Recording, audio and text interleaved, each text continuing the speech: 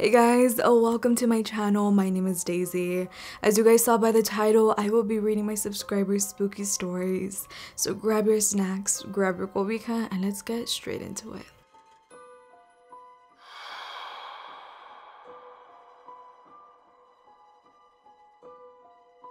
Hello Daisy, this is a story from when I witnessed an exorcism. In the year 2018, I was 14 years old. And my little sister was around 9 or 10. Our family, particularly my mom, was deeply religious, with a special connection to La Virgen de Guadalupe, whom we mainly prayed to. Growing up, we attended church and participated in events, so it wasn't unusual for us to spend the entire day at church on Sundays. However, on this particular day, the usual routine took an unexpected turn. Our church session was moved to the evening as the padre had a funeral to attend in the morning, with the first half of the day spent together as a family, engaging in activities like cooking, cleaning, and watching a movie. It felt like any other day. And it was time for church. Little did I know what awaited us. Arriving at church, my mom was so used to me and my sister messing around. She always insisted on sitting in the front row to ensure our focus. A man around 35-40 years old joined us in the first row, and though I greeted him with a wave and a smile, he responded with a smile while keeping his gaze down. Assuming he was a new member due to our small church, I didn't think much of it. As the church session began, everything proceeded smoothly until we had to do El Padre Nuestro. During this prayer, we held hands, and since I was seated next to the man, I reluctantly reached out to hold his hand.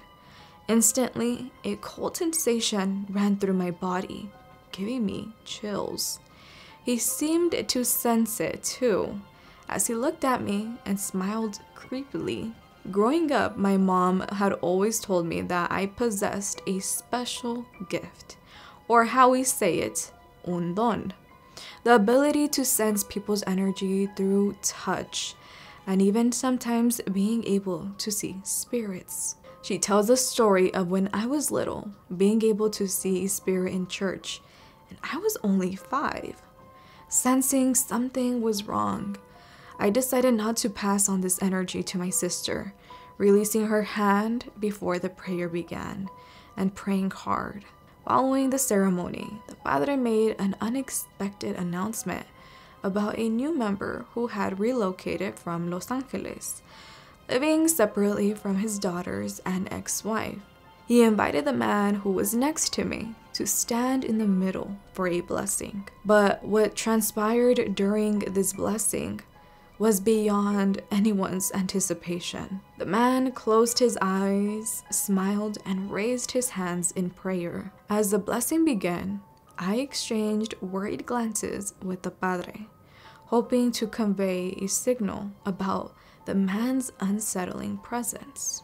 However, the man's demeanor shifted when the padre started praying, exhibiting signs of discomfort and even speaking in a demonic voice, in a language I've never known, sorta gibberish in a way. The padre, along with the obispo, intensified their prayers as the man approached the padre, but he stopped him with his hand on his forehead. Those around us, now aware of the entire situation, began leaving in fear. My sister opened her eyes, but I covered them, recalling the belief that one should avoid direct eye contact with such entities. As the situation escalated, the padre got a hold of a piece of paper, passing it through the flames of a candle before tossing it in front of me, my mom, and my sister. Moments later, the man collapsed to the floor, assuming a dog-like position and vomiting a green substance, accompanied by an unsettling sight of needles falling out. In a disturbing voice, as if someone was dying, the man said, "You will find me again," before losing consciousness. My mom quickly handed me the keys and we ran to the car. When we went inside, we were speechless and in shock by the unimaginable events. In the car, the weight of the experience hung heavily between us, leaving us at a loss for words. To this day, what was still scary and gave me the chills was that throughout the ceremony, sometimes I would catch a glimpse of him smiling, kind of like a grin, and looking down. He never once looked up except that time we locked eyes. I remember seeing him leave the church, and we were still there by the time he left, because even my mom couldn't drive home. His car was 2 parking spots down. He got in his car, looked down, then looked at me with a smile. I will never forget this day, and ever since that day, I would say my don got stronger. Being able to sense spirits near me, seeing them sometimes, but I never felt such a heavy, cold spirit as I did when I touched that man's hands.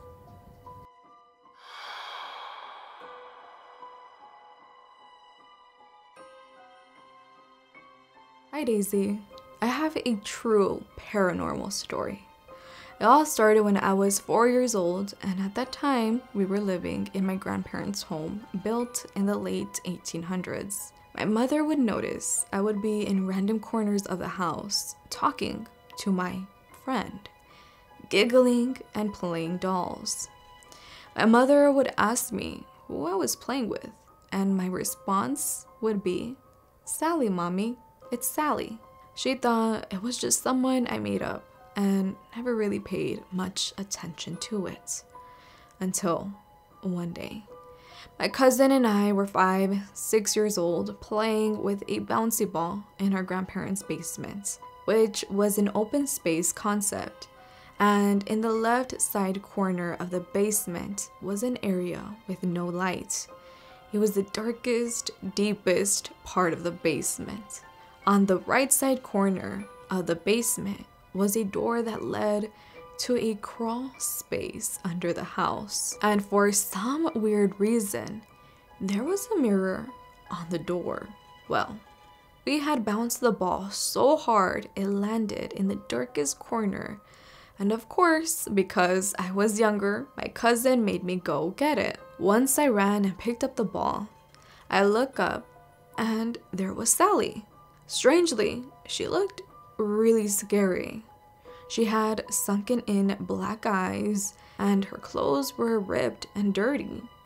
I yelled to my cousin, "Hurry and come look." She replied, "Look at what?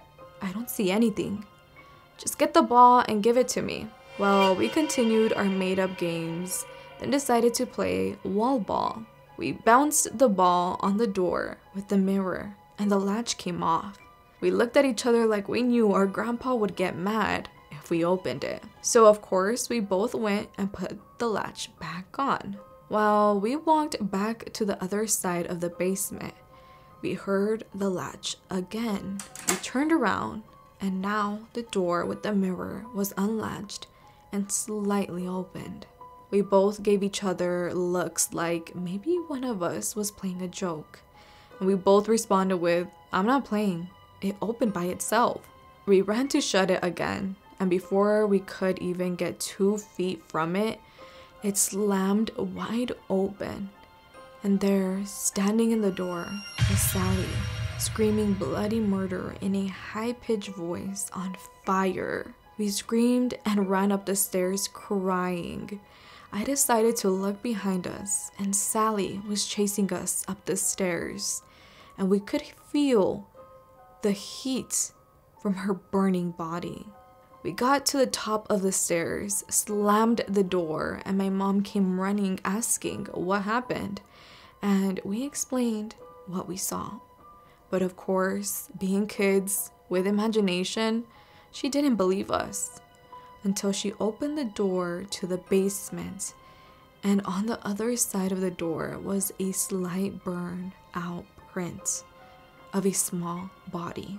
Being in a religious household, we got the house blessed and we didn't see Sally again. Until February of 2021, when my grandfather died. My fiance and I went to clean the house. My fiance was in the bathroom cleaning and asked me if I called out his name, which I replied, "No, what the heck? Maybe you heard the TV." "Nope, it's not on." He ignored it and continued cleaning. We both walked into my grandparents' room while looking at each other, having a conversation, and we looked directly in the mirror on the dresser. Our blood ran cold and our faces were flushed out of any color. Right behind us was Sally on fire. We turned around so fast to look behind us, and she was gone. I still feel like she's around, somewhere close by.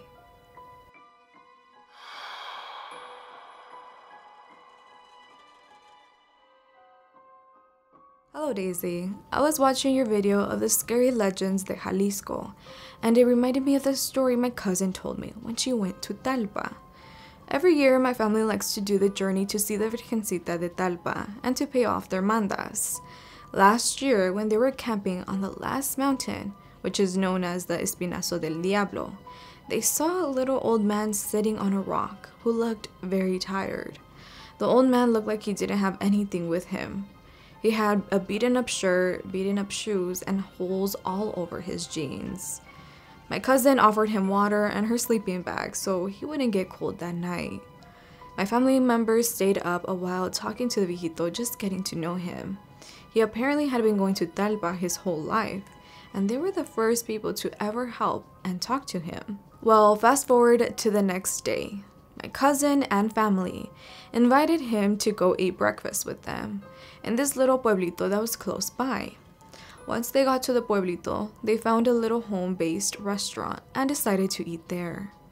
As they were all eating, my cousin heard a slight scream from afar, but she shrugged it off and continued eating.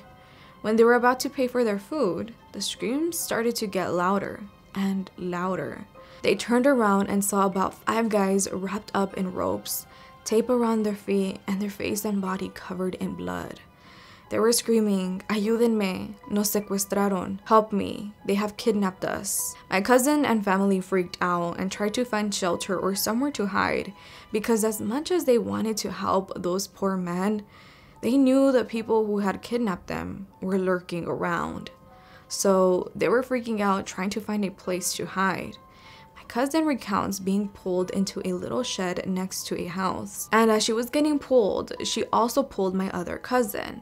My cousin signaled to the other family members to follow her, and they all hid in the shed. The person who first pulled my cousin was the viejito they had been taking care of. She was so shocked because the force of that pull was so hard and didn't feel like the type of force a little old viejito would have. 30 minutes passed by and there were no more screams, so they figured it was safe for them to leave. They finally arrived safely to the templo and thanked the Virgencita for everything. As they were getting out of the templo, they thanked the old man for finding the shed and for keeping them safe, and they gave him 500 pesos so he could get some food. They said their goodbyes and left to go check into the hotel they booked. As they went into the hotel to settle in for the night, my cousin turned on the TV and the channel was on an episode de La Rosa de Guadalupe. While she was unpacking, the channel by itself changed to the news. The news had shown that they had found a deceased body in the pueblito where they had stopped to eat. The body that was found was the viejito that was with my cousin and family. The body had apparently been missing for 1 week.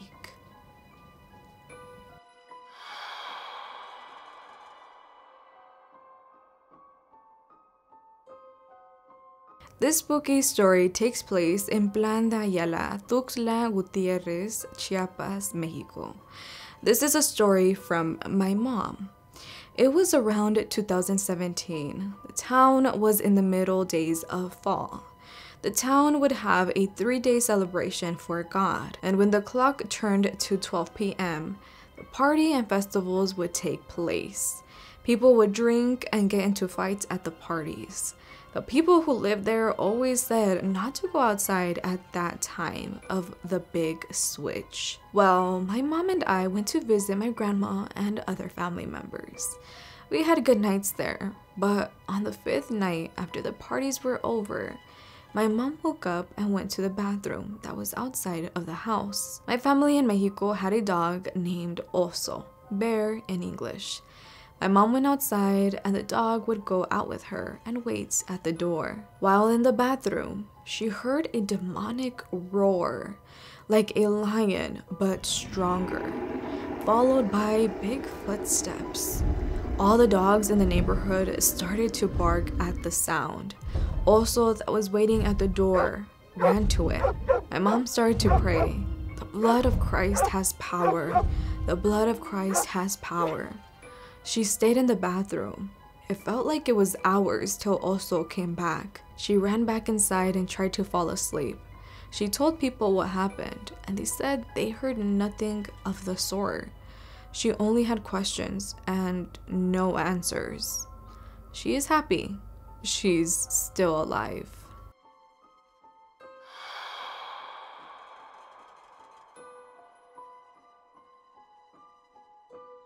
I would like to share a story my mother experienced. When my mother was a little girl, my grandmother loved to go out on the town at night. This particular night though, they didn't have a babysitter, so my grandmother thought why not take her daughter with her. So they both went. My mom was just sitting on a bar stool waiting for when my grandma was ready to leave. Let's call my mom Rosa for the sake of this story. So Rosa needed to use the restroom. She hopped off the bar stool and made her way to the back of the bar and went to the restroom. Once inside, she heard a faint sound, a sound coming from a stall. As Rosa approached the door of the stall, she was able to hear the noise more clearly. It was a faint cry of a woman. "Hello, are you okay, miss?" Rosa asked, as she grew concerned for the woman.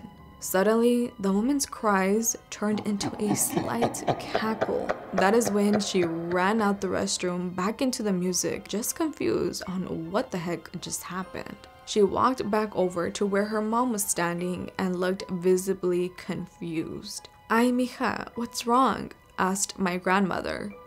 When suddenly all the people stopped dancing, everyone stopped talking, and it became dead silent. Rosa and my grandmother looked up to see why everyone went silent when they saw someone walk out the bathroom doors. The bar was filled with the smell of rotten eggs. Everyone was frozen with fear, scared to say a peep. The person walked from the restroom doors through the bar, slowly, keeping their head down, letting out a sinister, low male laugh. The man had a leg of a chicken and a leg of a goat. The silence in the room was loud. Just like that, the man dashed for the front door and disappeared into the night. Everyone was visibly sick and shaken. My mom told me this story when I was a teenager, and I believe it 100%.